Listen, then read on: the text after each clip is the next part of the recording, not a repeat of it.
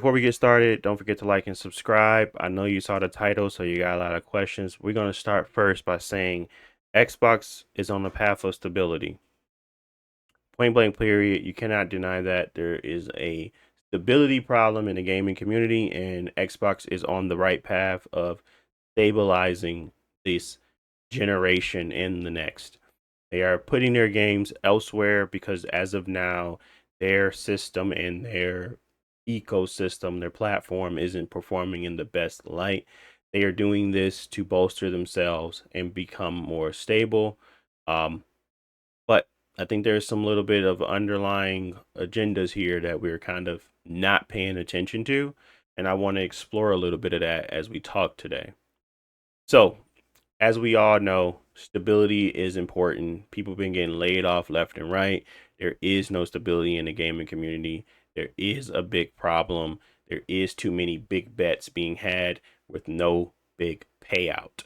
Um, what I want to say about Xbox is simply enough that the brand can be broken and still have the best platform of success.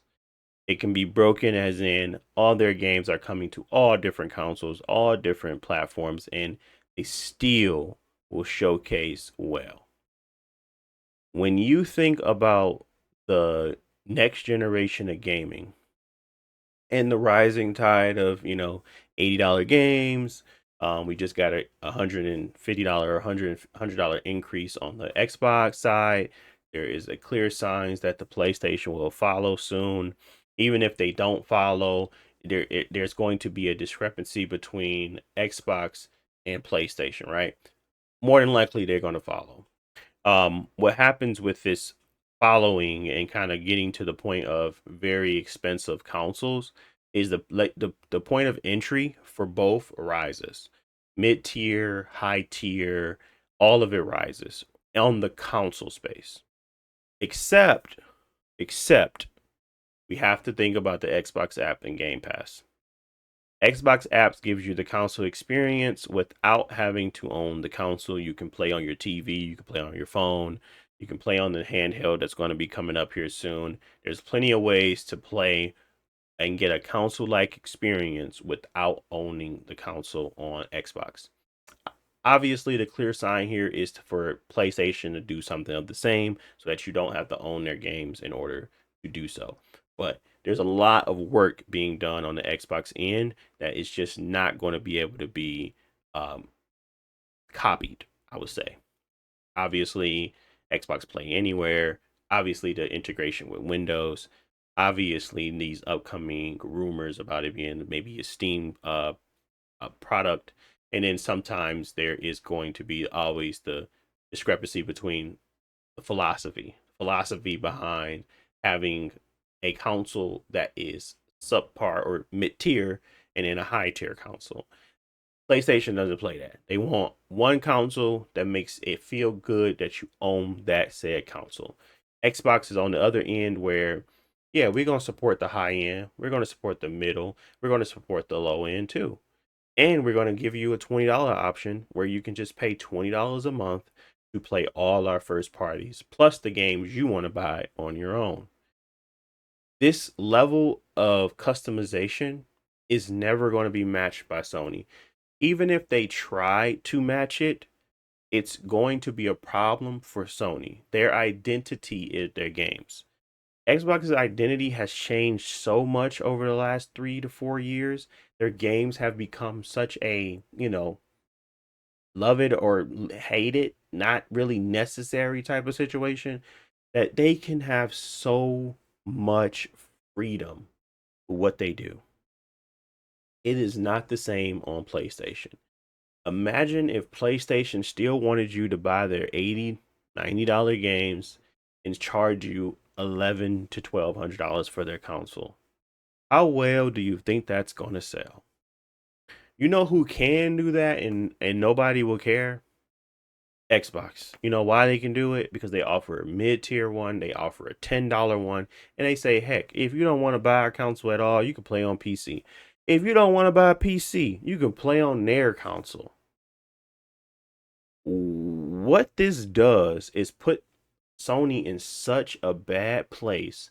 They can't move up or down without running into an issue. They try to go low end, they're not going to beat $20 a month first party titles. They try to go high end, they're not going to beat PC, and they're not going to beat whatever Xbox decides to do. Because you know what gives them the freedom when they do these types of things is their ability to go crazy on that next generation of console. Regardless of what we think, we don't know what they're planning, but I can guarantee you it's going to be a very strong, powerful console that may outpace the Sony counterpart, simply due to the fact that they're going to be looking to hit a budget, and these guys are over here going crazy because they know that whatever they do, they have plenty of options for people to buy their games, even if they throw it on that other console day one. Do you know how much freedom that gives you? Like, just think about the business sense of that decision. You know how easy it is to promote your platform than it is to just promote a game. Every time Sony takes a loss on a game, it hits their bottom line the hardest. When Xbox takes a loss on a game, Redfall, maybe even I'm not gonna call South of Midnight a loss, but it was definitely a passion project that did not find the success that maybe everybody wanted, but did get a lot of people to play it, and myself included. I liked it.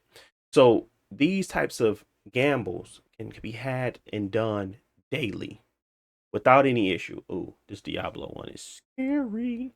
We're gonna keep moving forward to something else. But I don't like that. I don't like that video at all. Anyways, uh moving on to kind of back to my point, there is literally a deficit here that they're creating. Like Xbox is literally creating this, and everybody think they're so weak, they're gonna fall down no time soon. They're gonna be just a publisher. The level of finesse that I am seeing on display here by allowing these people to believe that they're weak when you spent $100 billion to become the biggest publisher that there ever was is fascinating to me. They're going to be like Sega. And I'm just like, huh? Nani, do you not know that they own Windows? Do you not know that they own the platform Steel? Do you not know they can throw money away? I don't care. Make the debate that Game Pass isn't profitable. They have told us multiple times it's profitable. You don't know what these deals are. You don't know how close they come into it. You don't know if they're doing advertisement portions of it. You don't know if they adding the additional developers to get the games done so that way when they actually come to actual money being dispersed, it's less. You don't know any of these things. You don't know the complexity of the games, but we all think Game Pass isn't the greatest thing and it could be not profitable. Whatever you may feel about it, it's still up and running and kicking, and it is going crazy right now. And it's going to continue to do that at $20, $25, $26, $30, whatever it is, it's still going to be up and kicking. This company is going to want you to buy their games literally outright, and they're going to want you to buy that console. I'm not saying that they can't just do a subscription. I'm saying if they try to meet them crazies where they at, it's going to hurt them. I'm saying if they try to go crazy with the platform and try to make the console the best console we've ever seen, it's going to hurt them because they don't have the flexibility to go up and down the gambit. They don't. They don't. And that is the scary part about what Xbox is becoming. Regardless of what we think about the brand itself, Xbox has become such a powerhouse, and everybody is treating them like their second fiddle. And I don't understand it. I really don't get it. They have become a massive powerhouse. Massive. They own Activision. They own Bethesda. I just I can go on for days. They don't even just stop at their own publishing company and just like the people that they own. They go out and find other stuff like Expedition 33. You not realize How many games have come out on this console in the past 9 months? How many have come out on PlayStation again? Oh my God. I know they're all coming to there too, because it's as if they're feeding a dying lion. I'm telling you that if they don't do something soon, it's not going to look good at the next generation. When you're sitting here talking to me about how this $1,200 console is going to do something special with this 2 to 3 games, when I'm sitting over here with this console that does and allows me to kind of play any way I want to play, right? It doesn't matter where we go with this console. It doesn't. It doesn't matter if you go high end, low end, or you just don't have a console at all. It doesn't matter if you just have a PC. Regardless, they're going to hit your pockets if you want to play any of their games with this subscription. And regardless if you want to play it on this one too. And that is what you call stability. As they continue to go through the bumpy rocks and roads of putting out a game, hoping for the best. Do you understand? I would not want to bet on hoping for the best. I would not want to bet on intergalactic and feeling like, oh, my main character isn't jazzing with everybody, so this might not be a good option for us, but we spent $300 million on it. You know what I mean? Like that's not the type of stability that we're looking for. They keep canceling games for a reason. I'm just telling you what it is. And it makes me nervous because I don't want Xbox to be a monopoly. Like I don't like all their games. I like Sony games more, right? But if Sony games are constantly causing them strifes and constantly being these up and down heels, and they need to throw some double A's in there or something, they need to do something. They need to change their habits. Because right now it feels as if the only people that are capable and ready for the next generation of crazy is Xbox. Now I decided to put this on because Xbox is just everything's on Game Pass. Everything's on Game Pass. Everything's on Game Pass. And I don't like it either. I mean, I wouldn't say I don't like it. I like to be able to play all types of games, so I do like it. I just don't feel like everybody is not necessary for everyone. Everybody can play one game, and maybe that is comfortable with you paying $1,200 on that one game. Maybe that's enough. Like, oh, I'm justified buying this very expensive console for this price and these games. I just don't see that being a common reference for everybody. I think that's going to be something that's really tough for people to sell on.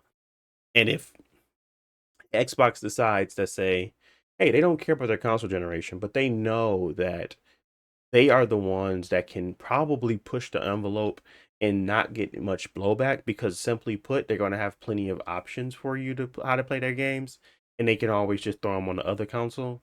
Whereas this one has to be right. They have to be right. They have to make sense. And I don't think it's going to be that same thing that's happened this console generation where we're going to have power levels on the same playing field. I feel like that series or whatever it's going to be called is going to outpace the PlayStation. And if the PlayStation outpaces the Xbox, it's going to still suck because guess what? They have no flexibility.